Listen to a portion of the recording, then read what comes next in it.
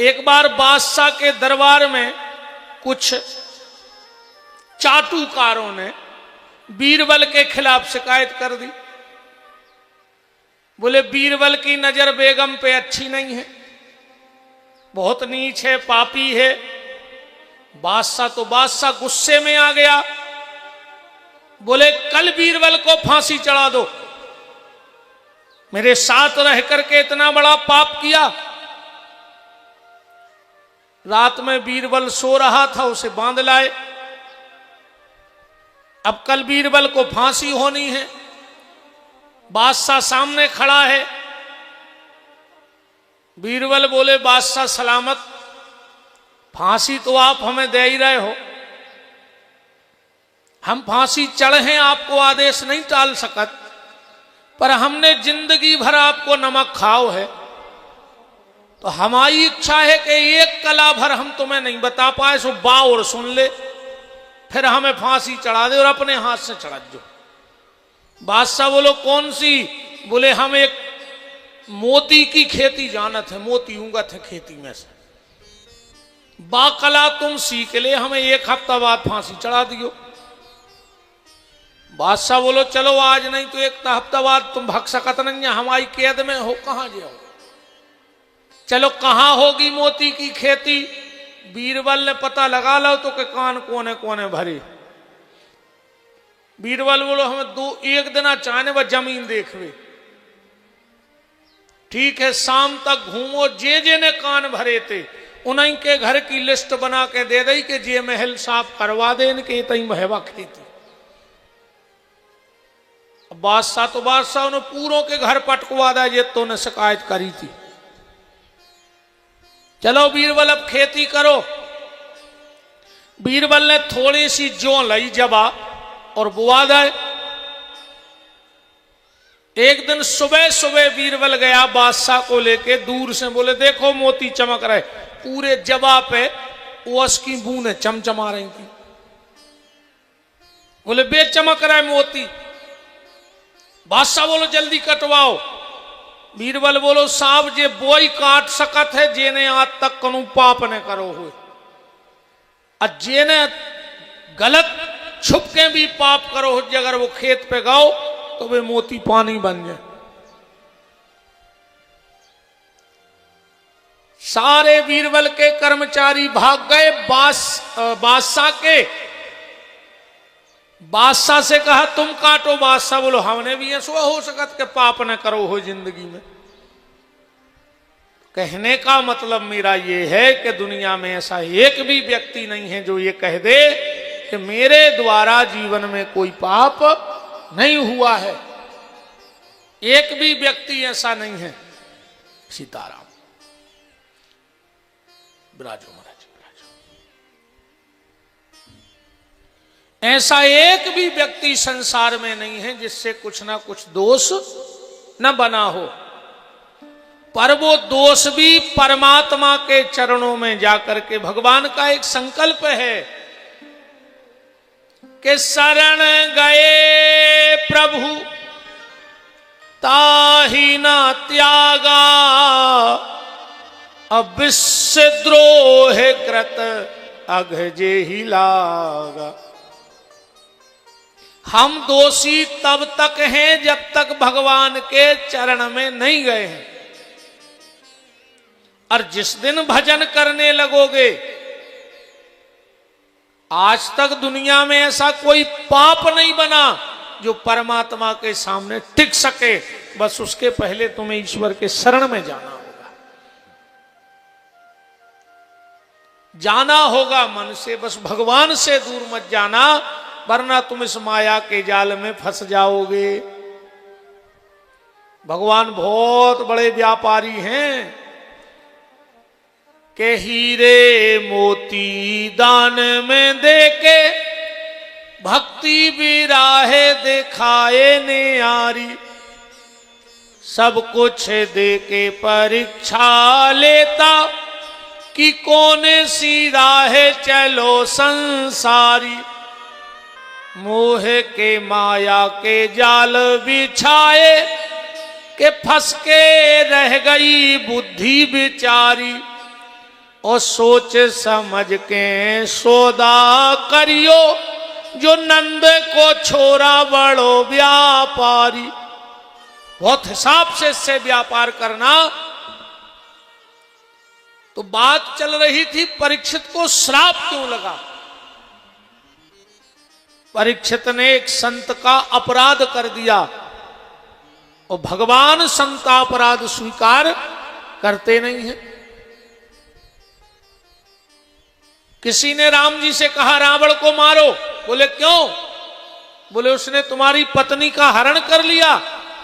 राम जी ने कहा तो ये तो संसार के व्यवहार हैं, अब रावण को कैसे मार दें? तो बोले रावण कभी नहीं मरेगा।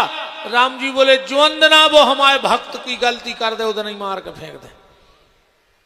और जिस दिन रावण ने विभीषण को लात मारी,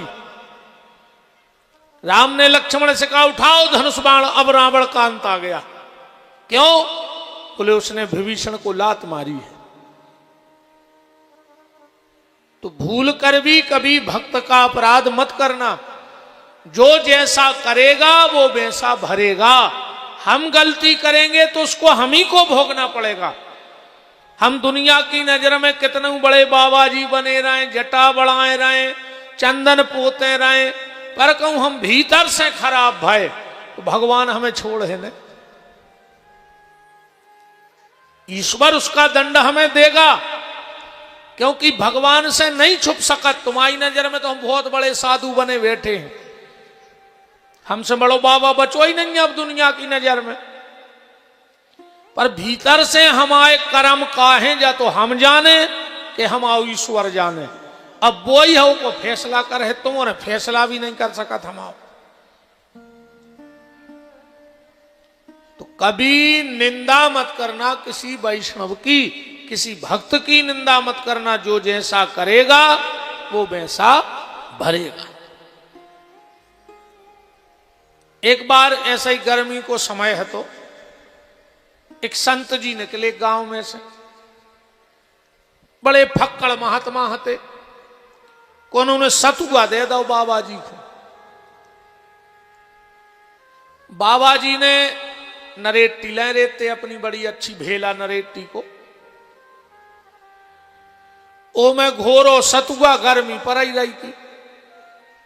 से गांव में हो निकले से छजग्यासी निकली थी।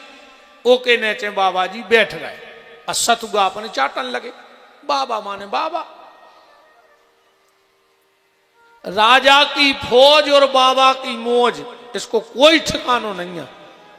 राजा की फौज कभी हमला कर देवे और बाबा कभी मौज में आ जाए, कोई ठिकानो न जानी उनको। छजग्या पे एक पति पत्नी बैठे थे, दो ही जने। पत्नी खाए थी पान, और जो उन्हें ऊपर से पान की पीक थूकी, सुबह जाके बाबा की नरेटी में गिर गई। सतुआ चाट रहा तो जो बाबा। अब भाई कछु ऊपर से गिरे है तो निश्चित आदमी देखे, सो बाबा ऊपर को देखो। पत्नी ने पति से कही देखो जो बाबा बन गया और हमें गलत नजर से देख रहा हो। अब बाबा तो पति आए, उसने उठाओ लठ और ले जाके जब बाबा में दय नहीं है लहू लुहान कर दो। बाबा सिर्फ एक ही बात कहवे कि राम हमारी गलती का है, राम हमारी गलती का है, राम हमने गलती का करी। वो तो लगो झूरा देवे। उन्होंने सोची मर गौ रे बाबा। भीतर गौ, दरवाजे पे पहुंचो ही है और एकदम झटका घलो वो पूरा मकान बैठ गो। छाती पे जा फारसी धरी। पत्नी ऊपर हती जैसे तैसे निकल के आई, बाबा जी के पांव पकड़ ले, बोले बाबा जी तुमने हमारे पति को श्राप दे दी। पहले बहुत डरा तुरे आदमी शराप से कि कोनो श्राप ने दे देवे, कोनो श्राप ने दे देवे।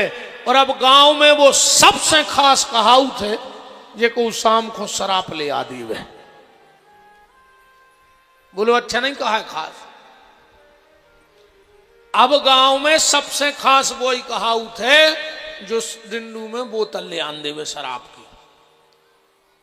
न पहले बड़े बड़े राजा महाराजा सिंहासन छोड़ के दौड़ते मुनि महात्माओं को कि सुने हो श्राप दे देवे, और अब आदमी श्राप ढूंढत फिर रहो। कथा के पंपलेट छपवाने पड़े हुए हैं, माइक से कुआई गई हुज्जे, उमें लिखो हुज्जे कि एक बार जरूर पधारें, पधार कर हमें अनुग्रहित करें। सेवा में पटेल परिवार तो सोईने आहे आदमी। आज तक तुम्हारे इलाके में कहूं एक आध कलारी को पंपलेट चिपको कि समस्त दारूखोर भाइयों को सूचित करते हुए बड़ा हर्ष हो रहा है कि आपके दमोह जिले में एक नई कलारी खुल रही है, एक बार जरूर पधारें। चिपको देखो क्या पंपलेट। उनको तो पता है कि पहाड़ में भी खोल ले तो वे तो कुत्ता से सूंगत आई जे। बताओ, पत्नी दौड़ करके गई, महात्मा के चरण पकड़ लिए, बोले महात्मा तुमने हमारे पति को श्राप दे दिया। महात्मा बोला नहीं बेटा, हमने तुम्हारे पति को श्राप नहीं दिया, हम क्यों श्राप देंगे तुम्हारे पति को, हमारी क्या बुराई उससे। महात्मा वे आए जो अपकार के बदले भी उपकार करके जानत हो, गाली देवे वाले को भी वे भलो ही चाहें। ऐसा नहीं कि जिन्हें दक्षिणा दई वही को आशीर्वाद कहाओ। एक बात और सुन ले, हमारी अब बहुत कराई। असली जो महात्मा हुई है वो कबों को श्राप दे नहीं सके, क्योंकि वो थोड़े से स्वार्थ के कारण अपनी जिंदगी भर की तपस्या खराब करे ही काय को। तनक से लोभ के कारण, क्योंकि ऐसा नहीं, जब हम किसी का अहित करते हैं या किसी का गलत सोचते हैं तो हमारे हजारों साल के सत्कर्म नष्ट हो जाते हैं।